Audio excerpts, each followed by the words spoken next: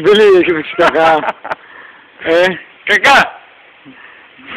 Θα βγει γύρω σου, φίλε. Γιατί φύγαμε. Γιατί φύγαμε. Δεν είχαμε μαντό. Κακά! Να σου πω, πώς η δουλειά τώρα. Θέλεις να γαμίσεις. Γαμιάρι. Κακά! Να σου πω, σπίτι εδώ. Έλα γαμιάρι.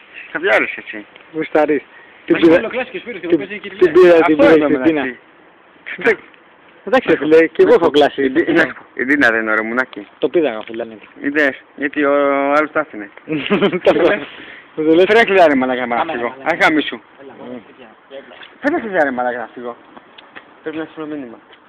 Είναι 5,5 ώρα και έχει πάει σπίτι και κοιμάται τώρα τέτοια έγινε κοπελά. Ποιος? Το ξεκολλάω. Θα πέσει τσαβού, φέρε εδώ. Έλα ρε μαλάκα Βασίλη τώρα, πήγαινε σπίτι. Κακά. Μαλάκα Μπιλί, γέγανε.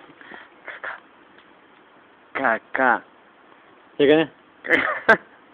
Στο στείλω αύριο καβλιάρι στη δουλειά, χαστεί. Να σου πω, δεν παίζει να έρθω αύριο. Καλύτερα μην έρθεις φίλε, αλλά πήγαινε σπίτι.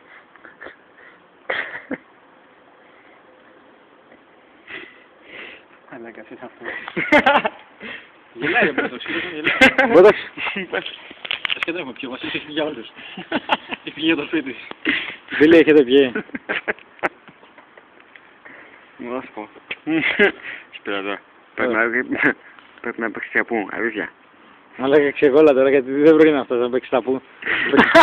Καβλιάρι εδώ που το παίζεις, είναι νυφάλιος. Μπιλί.